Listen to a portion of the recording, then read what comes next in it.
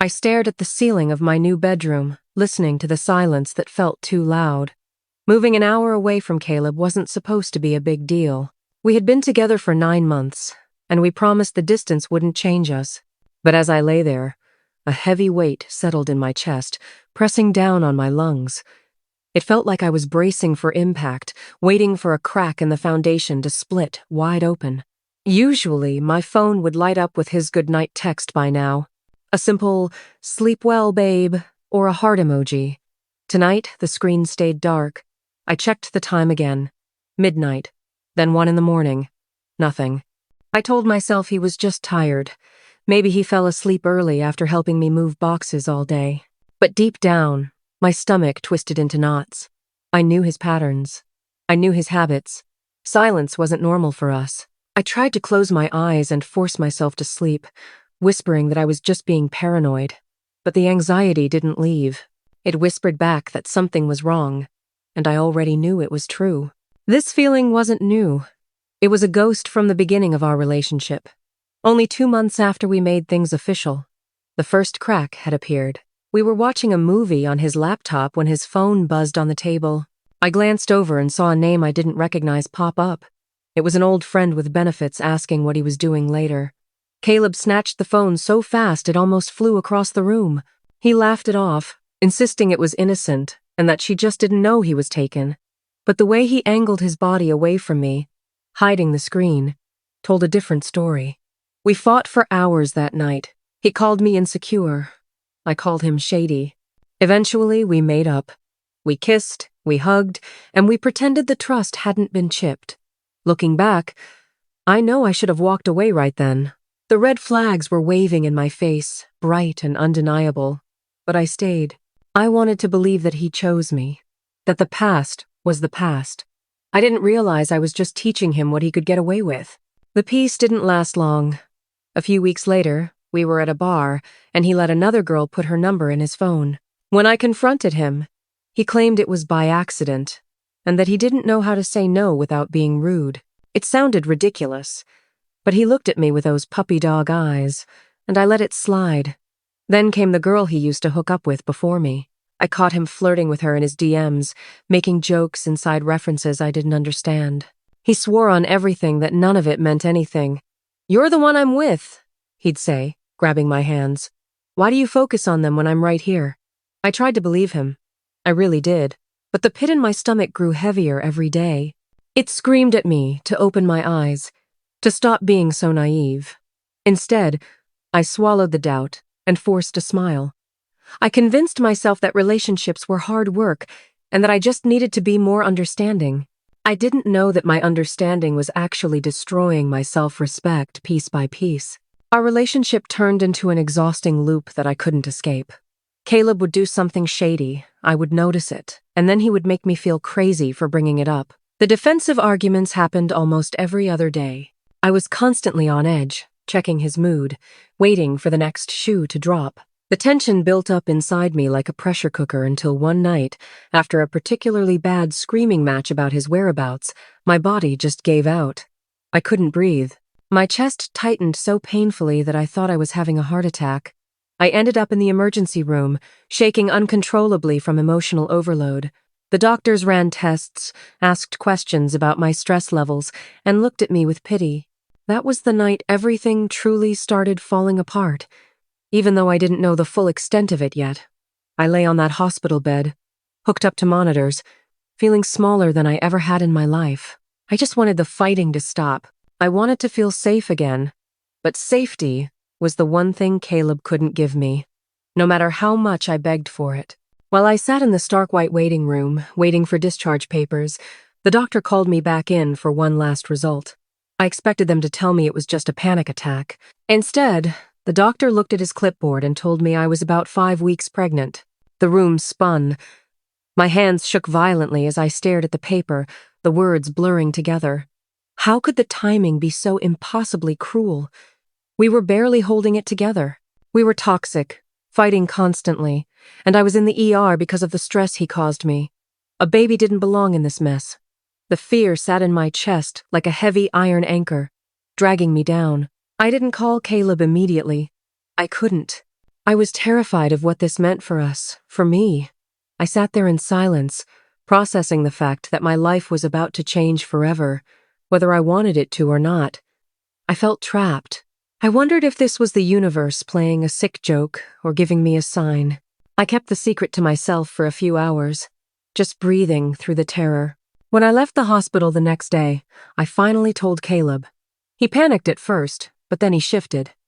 He begged me to come stay at his apartment so he could take care of me. For a week, he acted like the perfect boyfriend, the one I had fallen for in the beginning. He was sweet, attentive, and full of hope. He cooked for me, rubbed my back, and spoke softly.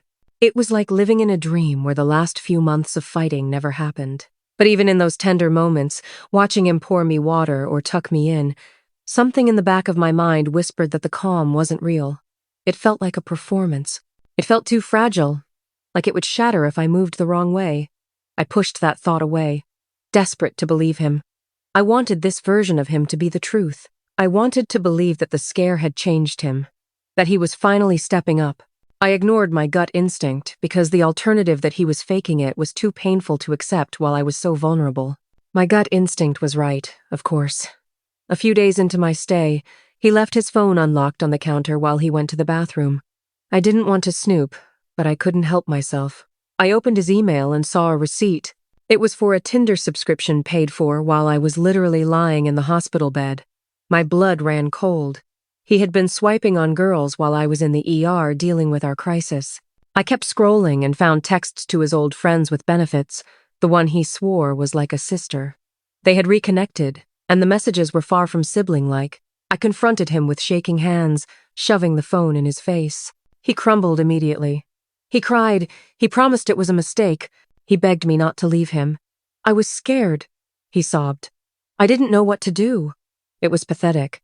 But seeing him cry confused me. Part of me wanted to scream and run, but another part of me felt paralyzed by the situation we were in.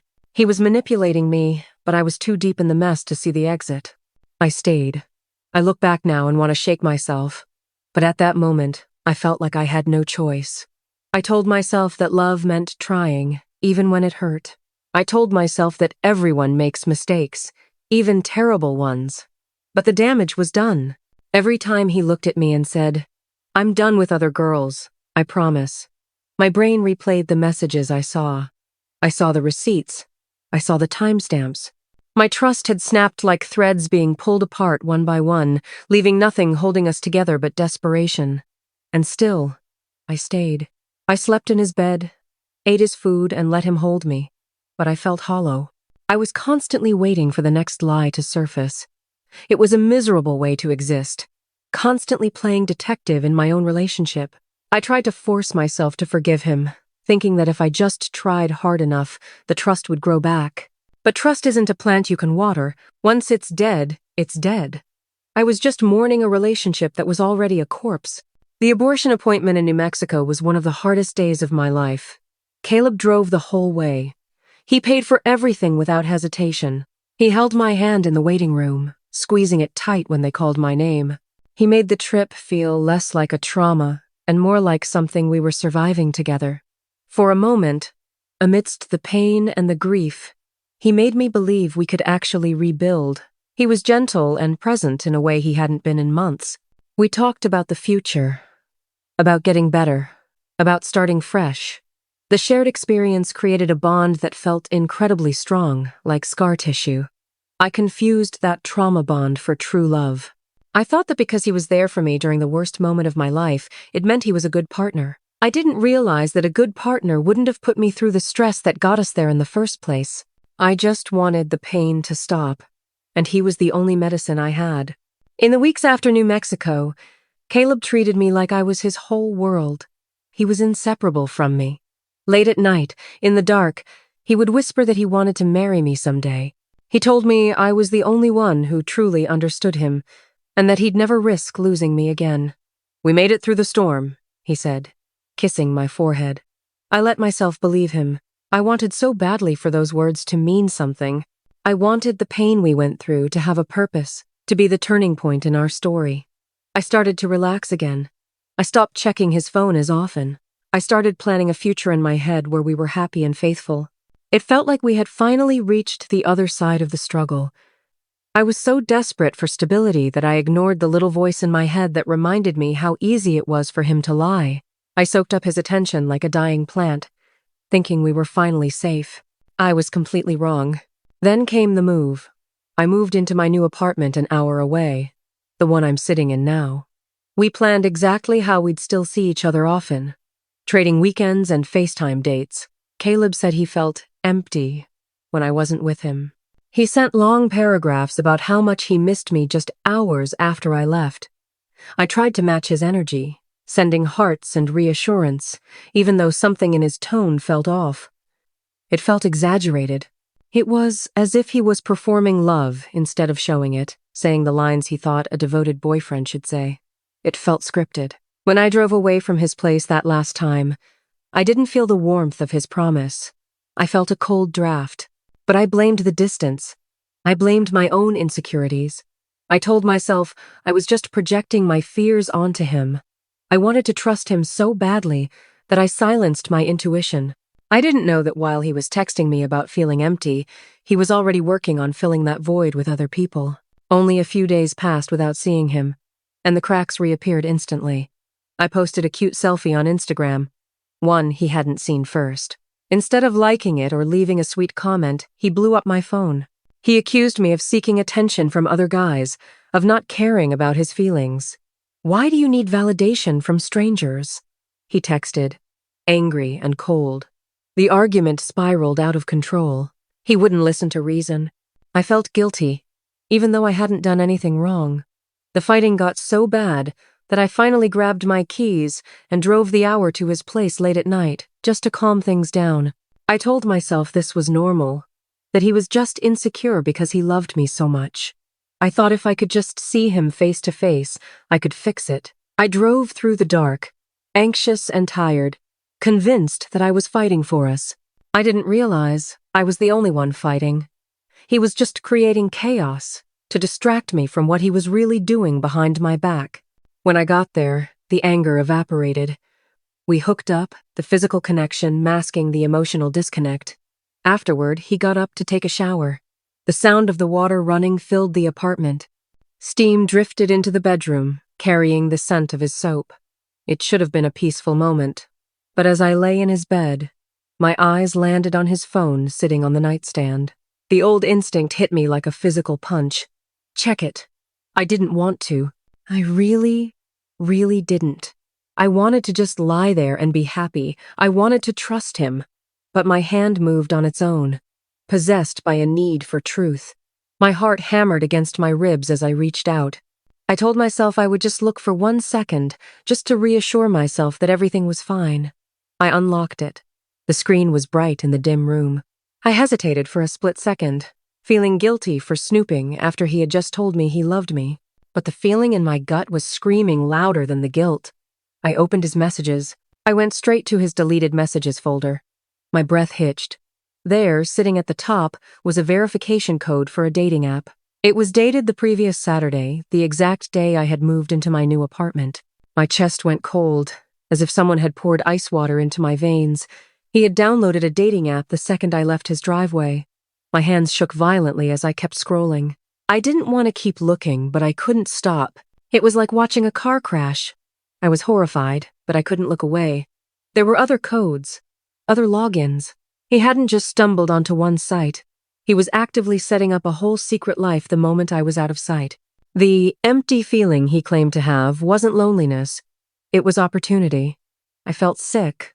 I felt stupid. I sat there, staring at the evidence of his betrayal, realizing that every sweet text he sent me that day was a lie. He was building a profile to meet new girls while telling me he missed me. The audacity was suffocating. Then I found it. The smoking gun. Hidden deep in his apps, I found a second Snapchat account. A secret one I had never seen before. My trembling finger tapped the icon. It opened to a list of names I didn't know. It was filled with added girls. Scores of them. I opened the conversations. There were snaps, flirting, photos sent back and forth. It wasn't just one mistake. It was a lifestyle. The entire length of the fresh start he begged me for, the one we built after the hospital, was built on lies. He had this account the whole time. He was curating a collection of women while I was crying over him, while I was forgiving him. There were conversations from days when he was holding my hand. There were pictures sent minutes after he told me goodnight. It was a parallel life. I felt like I was looking at a stranger's phone. The Caleb I knew, the one who cried and begged for a future, didn't exist. This was who he really was. A liar who needed constant attention from anyone who would give it to him. The timeline was the worst part.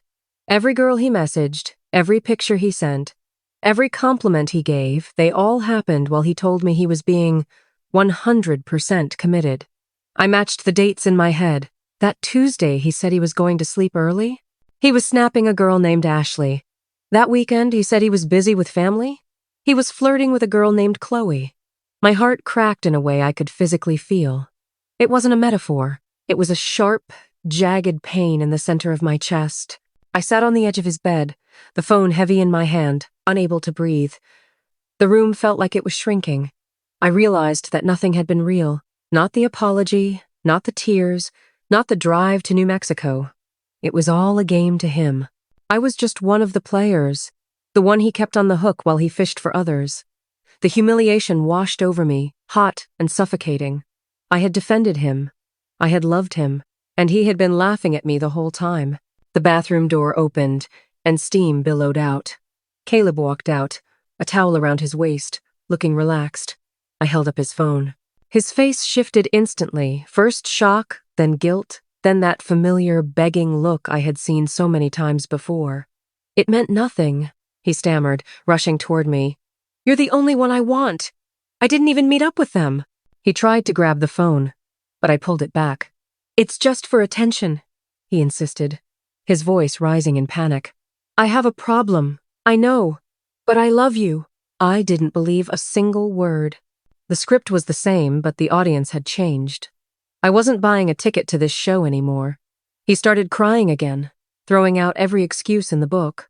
He blamed his insecurity, his past, even the distance. But his words sounded like noise, white noise. I looked at him and didn't see the man I loved. I saw a pathetic boy who couldn't be alone with his own thoughts. Stop, I said quietly. It was the only word I could manage. He promised again to try harder, to be better, to prove himself. He was pacing the room, sweating, desperate to fix the unfixable. I'll delete it all. I'll delete the app. I'll give you my passwords, he shouted. I didn't answer. I just sat there, listening to him panic while something inside me quietly broke free. It was like a fever breaking. The anxiety, the jealousy, the constant fear of losing him, it all just evaporated. For the first time in months, I didn't cry. I didn't scream. I just watched him. That scared him more than anything. He was used to my tears. He knew how to handle my sadness. He didn't know how to handle my silence. He grabbed my hands, his palms sweaty. Say something, he begged. Please, just yell at me. Don't look at me like that. But I had nothing left to say. The energy required to fight was gone. I felt a strange, cold detachment. I was in the room with him, but my heart had already packed its bags and walked out the door. The next day, he tried to sweep it under the rug. He took me on a date like nothing was wrong. We went to lunch, walked around the park, and he acted perfectly charming. I played along. I let him hold my hand. I watched him smile.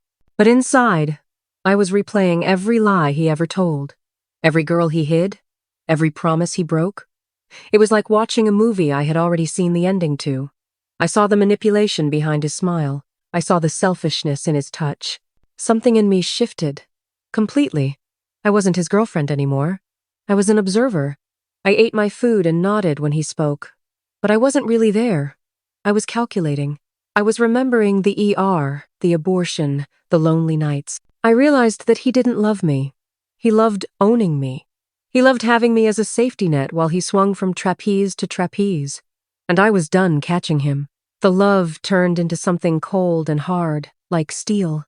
I squeezed his hand back, not out of affection, but out of resolve. Back at his place, he ramped up the future talk. He told me he wanted a future with me, that we would move in together properly soon.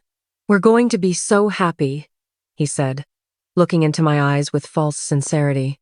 Meanwhile, my phone buzzed in my pocket. An old talking stage, a guy I knew before Caleb had reached out to me earlier that day. It wasn't flirtatious, just a simple check-in. For once, attention from someone else didn't feel like betrayal. It felt like clarity. It felt like a reminder that this wasn't what love was supposed to be. Normal people didn't hide secret Snapchats. Normal people didn't pay for Tinder while their partner was in the hospital. This guy asked how I was, and I realized I didn't know the answer. But I knew one thing. I deserved better than this. I deserved peace. Caleb's version of a future was a prison where I was the warden of his bad behavior. I looked at the message, then at Caleb, and the contrast was blinding. I knew what I had to do. For 2 days, I stayed at Caleb's, acting normal. I needed to be smart about this. I couldn't just explode and leave. I wanted to do this right. He kept touching me, holding me, kissing me. "I love you so much," he'd say randomly. All I could think was, I'm leaving. And he doesn't even see it coming. It was empowering. For months he had held all the cards. He controlled the narrative, the emotions, the truth. Now, I held the secret. I knew the expiration date of our relationship. I cooked dinner with him, watched TV with him, and slept beside him, all while counting down the hours. It was the best acting performance of my life. He thought he had won. He thought he had manipulated me into staying once again.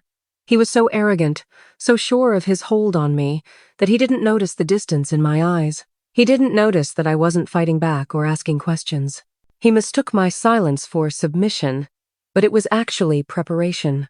I started packing my small overnight bag secretly, one item at a time. When he was in the shower or taking out the trash, I'd slide a shirt or my charger into the bag. Each item felt like taking a piece of myself back. My toothbrush, my favorite hoodie, the book I left on his nightstand. He thought I was settling in to stay another week.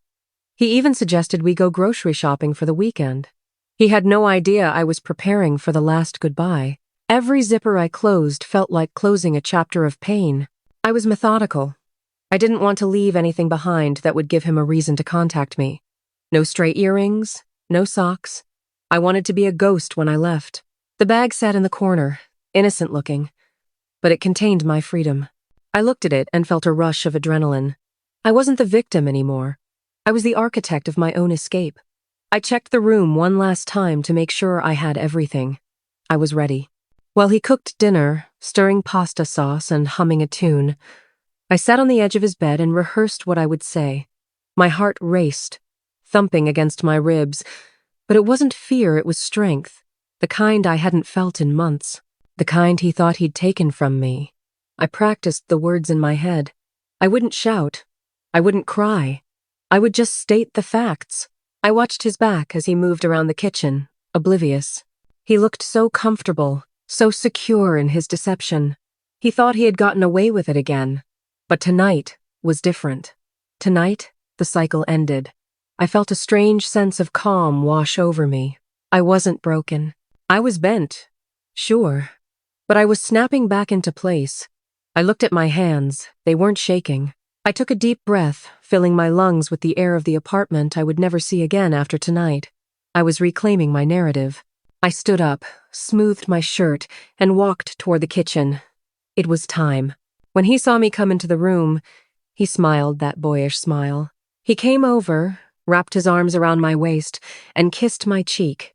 "You're my forever," he whispered, stirring the sauce. I looked at him and finally felt nothing. No anger, no heartbreak, no urge to check his phone.